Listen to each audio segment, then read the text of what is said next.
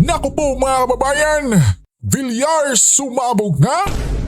Naku po, tinapos si Soto Kiko at Pinky Lacson? Naku po mga kababayan, hindi kami takot sa inyo. Di kami lilipat sa inyo. Naku po, yan ang ating aalamin ngayon mga kababayan, no? Ito. Mensahe nyo na lang po para kay Senator Bato. Sana wag na siyang ako arestuhin man siya dito na lang sa Pilipinas. Correct. Kasi sabi nung kanyang mga taga rito ang kanyang mga anak sabi nila wala daw sila pera papuntang Hague para bantayan si Bato doon. Sana dito Tama na lang ka ba? sa Pilipinas. If ever aarestuhin. Pero yung kagabi yung nabalitaan nyo na nagkaroon ng parang siege, putukan na kay Natakot din kami kasi naandun si Mark at Camille. 12 midnight sila nakauwi nakakulong sila, tapos walang ilaw tapos may pumuputok. Natakot din kami para sa kanila, kaya lang hindi kami makapunta doon, baka kami naman ang barilin. Mensahe nyo na lang Sen para sa ating mga kababayan na medyo na-alarm din sa mga nangyari. Huwag na tayong mag-away, pabayaan na lang natin na mangyari kung ano ang mangyayari, pero we should not worry. Tama, no? Itong sinasabi ni dating Senator Cynthia Villar, mga kababayan. Ina nila Mark at Camille Villar, mga kababayan. Naku po, Tito Sen. Talagang humanda na, no, mga kababayan? Diba, may plano sila na itong anak niyang dalawa na senador ay naku po, gagapangin di umano ni Tito Sen, mga kababayan, para lang makuha yung boto para maibalik si Tito Sen dyan bilang Senate leader, mga kababayan, sa Senado. Pambihira. Talagang grabe, mga kababayan, no? Uhaw na uhaw sa kapangyarihan, mga kababayan. Or takot lang sila na talagang maa-absuelto yung impeachment kay BP Sara. Naku po, ano sa tingin nyo, kabayan, di ba? Kaya gagawin talaga nila yung lahat, mga kababayan, no? Kasi yung pagpapalit sa kanya, mga kababayan, ni Cayetano ay tila ba'y hindi preparado si Tito Sotong, mga kababayan, di ba? Ika ngayon nabulaga siya pagdating Senator Bato. Di ba? Makita nyo naman sa kanyang pagmumuka doon, mga kababayan. Kaya ngayon, gumawa sila ng paraan, mga kababayan. Kaya malalaman natin yan sa Lunes, no? At eto, mga kababayan, tuloy tayo dito na sumabog na nga itong mga Villar at mga kababayan. Senator Alan Peter Cayetano hindi madadaig ni Tito Soto, mga kababayan. Eto, pakinggan natin. Ito ang balita ngayon. Trending at pinag-uusapan ngayon sa mundo ng social media. Ang di umano'y balitang Senate President Cayetano inaming may umano'y pagkilos para muling palitan ang liderato sa Senado. Senator Loren Legarda, Pia Cayetano, Mark at Camille Villar, tinatakot na umano ng minority para bumalik sa kanila ang kapangyarihan sa Senado. Pero bago ang lahat, kung bago ka pa lamang sa aming channel, please huwag kalimutang mag-like, subscribe at i-click ang notification bell para mas maging updated ka palalo sa lahat pa ng bagong video na i-upload namin. At ito na nga, mga kababayan, umani ng atensyon sa publiko ang naging pahayag ni Senate President Alan Peter Cayetano na may umano'y panibagong pagtatangka upang baguhin muli ang liderato ng Senado. Sa isang press conference nitong Huwebes, Mayo 14, sinabi ni Senate President Cayetano na may mga pagkilos umano ang minority group upang hikayatin ang ilang miyembro ng majority na lumipat ng panig. Ayon kay Cayetano, medyo busy sila, Senate minority ngayon. Trinatry kausapin yung mga miyembro namin na sumali ulit sa kanila Dagdag pa niya, expected naman yon. May invitation to talk, may pananakot. Ba't dati na silang takot Hindi na nagdetalye si Cayetano kung sino-sinong senador umano ang kinakausap o kung ano ang partikular na isyong pinagmumulan ng umano'y panibagong coup attempt. Gayunman, dumating ang kanyang pahayag sa gitna ng magulong mga kaganapan sa Senado nitong mga nakaraang araw. Kabilang ang tensyon at palitan ng putukan sa loob ng Senado at kontrobersiya kaugnay ng umano'y ICC arrest warrant issue laban kay Senator Ronald Bato de la Rosa. Sa ngayon, wala pang opisyal na tugon mula sa mga miyembro ng minority bloc hinggil sa pahayag ni Cayetano tungkol sa umano'y pagtatangkang muling baguhin ang liderato ng Senado. Bigyan natin ito ng paliwanag at Yes po, pananaw. Eric. Ang inihayag ni Senate President Alan Peter Cayetano. Yes po. Sabi niya, inaamin niya sa kanyang Facebook Live na mayroong pagbabanta at maniobra. Siyempre, sino pa? Di si Marcos at ang grupo ng sindikato. Ang mga maleta at mga tuni-tuniladang pera gumagalaw na. Bakit? Kailangan po tanggalin muli si Senator Alan Peter Cayetano at ang lumalabas na pangalan iluluklok si Mig Zubiri sa Lunes. Monday po, May 18. Aha! Si Migs pala, mga kababayan, no? Yung iluluklok nila bilang SP. Ipalit kay Senator Cayetano, mga kababayan. Ang bihira, no? Aha, para di masyadong halata, mga kababayan, no? Ibabalik dito kay Zubiri. Pero, naku po, ano sa tingin nyo, kabayan? Kung si Mig Zubiri ang babalik na namang Senate Leader, okay po ba tayo dyan, kabayan? Ay ang pagsisimula ng pag-convene ng Senado bilang impeachment court minus Senator Bato de la Rosa. Wala po si Senator Bato de la Rosa. Yes. So there are only 12 actual senators Aha. in the majority block. Yes po, So Eric. manipis. Manipis ano? Kasi kung si JB Ejercito ay naligawan na at wala namang paninindigan talaga yung kulukoy na yan, at si Mig Zubiri tatawid na rin, papunta kina Tito Soto balik, so 11 po sila. 11 and 12. Di 23. Pero ang required majority for you to control leadership and committee chairperson Yes at po, Eric. buong pamunuan sa Senado, you should Yes po. have a minimum of 13 senators. So napagbutuhan na po yon, in the plenary, 13 sila. Sila Senator Alan Peter Cayetano. Pero wala ngayon si Senator Bato de la Rosa eh. So may nililigawan, may ginagapang. At sino po mga ito? Number one, hindi ito sinabi ni Senator Alan Peter Cayetano, pero ito ay mga insider information. Huwag nyo nang tanungin. Sino nagbigay nito? Number one, ang magkapatid na Villar, Camille and Mark Villar, ay tinatakot tungkol po sa corporate fraud. Nako po, mga kababayan, no? Yun lang, no? Pambihira talaga, mga kababayan. Di ba? Alam naman natin na, di ba, noong nakarang buwan ba yun ata, mga kababayan, ay sinampahan ng kaso yung tila ba'y negosyo ng mga bilyar, kabayan? Kaya itong si Tito Soto, mga kababayan, ginapang. Tatakutin na naman, mga kababayan. Itong mga bilyar. Nako po. Pambihira. Or kaso ng pandaraya sa negosyo nila. Yun pong pinakasimple. At para hindi daw ito lumala at maapektuhan ang bilyones ng mga bilyar, Ano kaya? kailangan nilang bumalik at makipag-cooperate sa grupo nila Tuta Soto at nila Yun lang, mga kababayan, di po ba? Pambihira talaga, no? Daping Lacson at nito nila Virus, nila Pangilinan at ng grupo na binubuo na muling agawin ang majority block from the current majority Virus. senators. So dalawa yun, ano?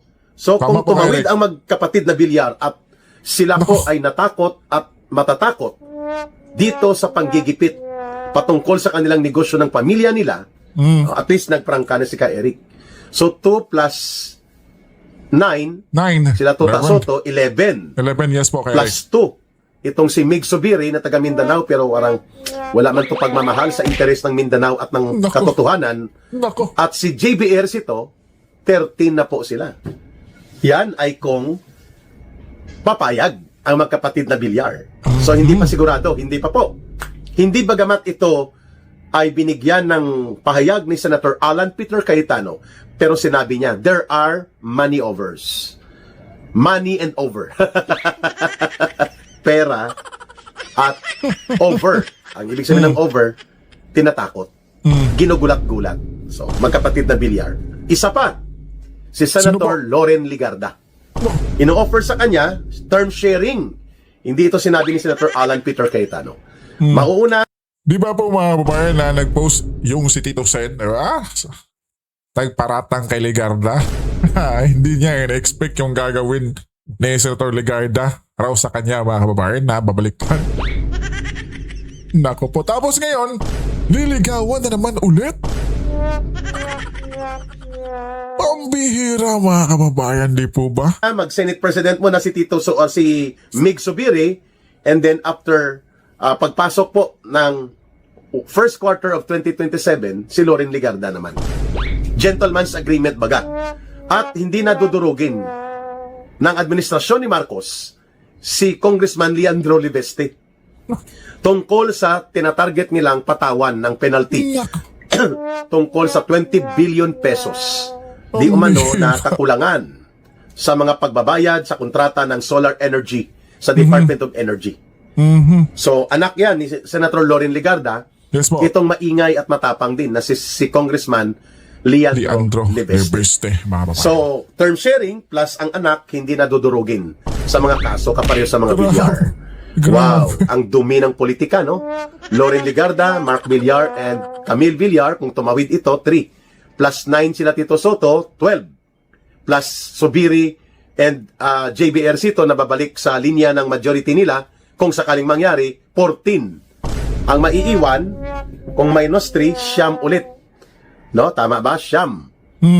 Si Pia Cayetano lang po ang maiiwan dahil kapatid nga po niya si Alan Peter Cayetano. Cayetano. Yes po, Eric. Can this be possible? Posible. Pero ibang bagay po kung mangyayari. Mukhang may natutunugan si Ka Eric kasi itong si Boy Tartar, si Ronald Lamas, na ang kanyang ngipin at bunganga pinagtampuhan ng toothbrush. Mayabang ka lang Ka Eric dahil maganda ang ngipin mo. Tama. Itong si Boy Tartar, itong BFF ni Hontiveros, yun pong sinasabi niya, abangan sa May 18 sa Lunes, magkakaroon ng balita sa Senado. Wow! Akala mo, propeta, no? Propeta ng kabulastugan, itong si Boy Tartar. But kidding aside, Yes po, sabi ko Eric. kanina, possibility, yes. In actual realization, hindi pa sigurado na mangyayari ito. Pero ginagapang na. May money over nga, no? Di ba? Instead na money over, money over.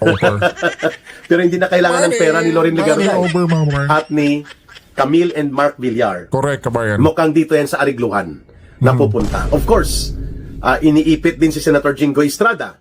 Iniipit din si Senator Chis Escudero. Si Senator Villanueva. Joel Villanueva. Yes po, Yun. mga kababayan. Sa kadahilanang ito, manipis ang majority bloc, lalo pat hindi kompleto physically ang isa sa kanila na si Senator Bato de la Rosa dahil gustong ipadukot ni Bongbong Marcos Jr. at ng kanyang mga alipores at ipapatapon doon sa ICC detention facility kay Pangulong Rodrigo Duterte. At ano po mga kababayan, no? Si Senator Robin. Di ba? Naku po, tingnan natin kung makapunta ba siya ngayong Lunes mga kababayan, no? Bukas. Kasi alam naman natin na, di ba, tila ba siya yung person of interest raw sa pagtakas si Senator Bato ayon sa NBI mga kababayan, di ba? Naku po, no? Wag naman sana. Pero alam natin yun na matapang si Binoy mga kababayan, pupunta yan ngayong Lunes. Kahit tinatakot-takot niya ng NBI mga kababayan, di ba? Ni Matibags. Pambihira itong si NBI Matibag mga kababayan, no? Ayaw pa rin magbitiw mga kababayan. Naku po, pambihira. Mas makapangyarihan pa raw yung ahensya ng NBI kaysa dun sa USAA mga kababayan. Grabe. Diba? But, ang taong bayan nakamatyag, nakamasid. Yun. At election year na po. Pagdating ng 2027, October, magpa-file ng Certificate of Candidacy. So, isang taon na lang mahigit, Laban lang, kabayan. papasok na po ang Yes, election year for 2028. I think JB Ejercito and Mig Zubiri are re-electionists. Ganon din yata si Sigat Salian. May isa pa siyang termino. And si Loren Legarda. At I think si Mark Villar. 5 or 6 senators dyan they need a clear support base which the Duterte political camp and political base can deliver. In Mindanao alone and in the Visayas area, hindi po bababa sa mga 20 to 25 million siguro ang botante. na pumapabor sa Duterte Group sa area na yan. Mindanao and bahagi ng Visayas. Sa Metro Manila, ganun din. Hindi yan bababa sa mga 5 milyon din ang or mahigit pa sumusuporta sa mga Duterte. So that's around 30 million political base kapag ikaw ay tumatakbo sa pagkasenado o sa pagkasenador o bilang magiging bahagi ka ng Senado, that is a national elections. These are factors that may affect the realignment and alignment of forces sa politika sa Senado. Third point natin mga kababayan. Ang gusto nila Tito Soto at nila Ping Lacson who are acting as special agents, ang core group nila si Ontiveros, si Pangilinan, si Bam Aquino, ay makokontrol nila ang liderato sa Senado dahil pareho sila ng agenda ni Marcos at nila Romualdez. And what is that? Durugin ang Duterte leadership. At kailangan hindi na isang Duterte ang magiging presidente sa 2028. Kaya, ngayon pa lang ay dapat durugin na si Sara Duterte kung hindi man kaagad makukuha ang 24 senators, ang 16 senators to convict her, at least durug na durug siya sa loob ng impeachment court sa Senado. That is a minimum objective. But over and above that, bakit itinutulak ang maniobra dito sa realignment ng mga senador at panibagong kodeta sa liderato ng Senado? Sapagkat gustong pagtakpan at saraduhan ng lubusan ni Marcos Jr. at ng kanyang sindikato sa gobyerno niya ang Senate Blue Ribbon Committee investigation. Kung saan, Naku po mga kababayan, no? Yun talaga mga kababayan, yung isa sa pinakakatakutan nila na mangyari. Na maibalik itong si Senator Marcoleta mga kababayan. Di po ba? Pambihira. Pambihira talaga mga kababayan, no? Talagang sobrang halata na sila.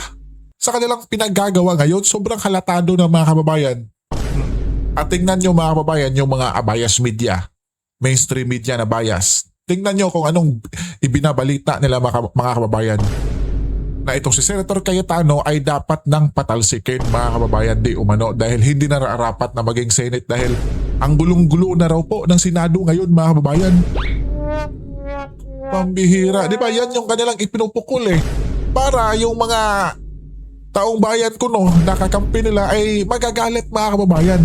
Di ba? At mananawagan na Cayetano magbitiw bilang SP dyan sa Senado. Pambihira. Di ba? Sinagot yan Senator Cayetano mga kababayan na ang Senado ay hindi magulo. Kayo ang nanggugulo sa Senado. Di po ba mga kababayan? Ang bihira. Talagang strategiya nila yan mga kababayan Di ba? Kasi natatakot sila na maibalik si Senator Marcoleta dyan sa Blue Ribbon Committee mga kababayan. Di ba? Yan yun kasi bisto. Bisto lahat mga kababayan. Kulong lahat. Panigurado yan. At lalong-lalo na nalalapit na yung eleksyon tapos syempre mananalo na naman yan. Mananalo naman syempre yan si Bibi Sara mga kababayan. Di po ba? So itong mga sangkot sa flood control skandalong to mga kababayan ay di lang malalagot kundi kulong ang mga ito kabayan. Di ba? Kaya gagawin talaga nila ang lahat. sa panibagong realignment ng mga senador sa majority block, pwedeng mabubuksan at magkakaroon ng panibagong pamunuan ang Senate Blue Ribbon Committee na yan po ang panawagan ng mamamayan upang magkapagbigay ng testigo sa laysay at pahayag si Ginoong Saldico even if he is abroad through Zoom or through video conferencing. Nako. Tama si Eric mga kababayan, no? Tila ba'y, di ba, itong si Saldico ay tila ba'y may kumpiyansa na magsasalita mga kababayan. Ilahad niya yung katotohanan. Di ba? Nakausap na niya nga, di ba? Si mga kababayan? Si dating Congressman Dipensor, di ba? Nakausap na niya. So mas lalo ngayon mga kababayan. Iba na yung namamahala dyan sa Senate. Tapos si Senator Marcoleta pa yung Blue Ribbon Chair mga kababayan. Ay naku po. Laglag lahat mga kababayan. Marami ang mapipiga dyan at marami ang madudurog dyan sa pagsasalita ni Saldico, no? Didetermihin Correct, niya kaya- ngayon yan. Maliban kay Correct. Saldico, ang kanyang 18 and more security personnel ay papasok din sa Ang 18 Marines, mga kababayan. Naku po. Naku po, mga kababayan. Talagang aabangan natin to sa Lunes, kabayan, no? Diba? Naku, nakaka-excite to, mga kababayan. Naku po, naku po, naku po. Senate Blue Ribbon Committee investigation. At maraming detalye ang magko-corroborate at magbibigay ng patutuo sa ibubunyag ni Ginoong Saldico. At syempre, mga kababayan, mas marami pang lalabas na iba dyan, panigurado. Kasi hindi na matatakot, mga kababayan, eh. Di ba? Naku po, mga kababayan. Kaya palang itong si Tito Sen, tila pa. The rattlesnake na po, mga kababayan, si Tito Sen. Di ba? Tingnan nyo naman yung, di ba, paglabas niya sa Senado, binato lang yung sasakyan niya ng bottled water. Naku po. Nagwala na sa social media yung si Tito Sen, mga kababayan. Di ba? Nanghingi pa siya ng simpatya, tapos yung comment section sa kanyang post ay naku po, dinurog ng ating mamamayang Pilipino na hindi paraw po yung bottled water yung itatapon sa kanyang sasakyan, mga kababayan, kulang paraw po yun. Diba? Ang Di bira. po ba? Oh. Ganon din po ang mag-asawang Diskaya that they can now reveal the so-called blue book ng kurakot ng mga kongresista sa pamumuno ni Romualdez kung paano kinukutungan Naku. ang mga kontraktor at ibinibenta ang mga proyekto. Of course, hindi lang kay Romualdez pakinabang yun. Included po si Marcos Jr. dyan, mga kababayan.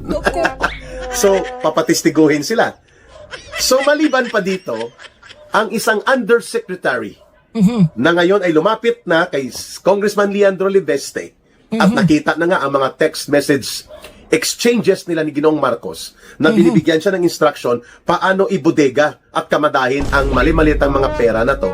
We're talking about undersecretary dati ni Marcos sa Malacanang na kanyang liaison at tagapag-ugnay sa Kongreso, si Yusek Adrian Bersamin. Ipapatawag din po ito. Si Governor Chavit Singson. Kaya, Opo, mga kababayan, no? Nandyan pa pala si dating Senator Chavit Singson, mga kababayan. Naku po. Talagang finish na po, mga kababayan, kung sakali. Ang bihira. Ang lakas, mga kababayan. Ito yung klarong-klarong lakas ng ebidensya, mga kababayan, na matutukoy talaga yung mastermind dito sa nangyaring nakawan dito sa flood control, mga kababayan. Di po ba? Di yung gustong ipapirma ni Ping Lacson na sa mga senador, di ba? Na okay na rin yun. Ang bihira. Kaya si Senator Marcoleta tuloy, mga kababayan, ay naku po, bakit ako pipirma dyan? Ha? Nako, kabayan, over and exciting above, doon sa interes ni Marcos Aha. at ng kanyang mga alipores ng sindikato na madudurog ang mga Duterte at dudurugin ko at hindi ka napabangon pa muli si Sara Duterte sa baluktot na pamunuan ng Senado kung makokontrol nila ang dikta ng kumpas ng impeachment court trial. Over and above that ay ang pagsarado ng lubusan ng Senate Blue Ribbon Committee investigation. Bingo! Yan ang agenda po nila Tito Soto, Ping Lacson, Hontiveros, Pangilinan, Bam Aquino at ng mga walang bayag na sa paninindigan na mga baluktot ang kaisipan ng mga senador na natatakot ipagtanggol ang katotohanan at dangal at integridad ng Senado. Masunod lamang ang kapritsyo nila sa pera, pundo, layaw at mga politikang marumi ang kanilang ginagawa. Pambihira. But, hindi pa po sigurado na magkakaroon ng alignment. Pero kung pumorma itong si Boy Tartar, yung pinagtampuhan ng toothbrush ang kanyang bibig at ngipin, itong si Boy Sindikato din, na BFF ni Virus, parang sigurado siya na magkakaroon ng panibagong majority alignment and kudeta in the leadership of the Senate on Monday. Aba, pagbubukas ito, unang araw ito ng gagawin Liapas. na pag-convene sa Senate Impeachment Court. Ibig sabihin, kumpirmado. Ang binabanggit ni Senator Alan Peter Cayetano, nagsigi na po ang maniobra. Ano ngayon, Sabado, Linggo hanggang umaga ng Lunes. Marami po ang magaganap, marami po ang mangyayari. Ayan. But one thing is very sure, galit na po ang taong bayan.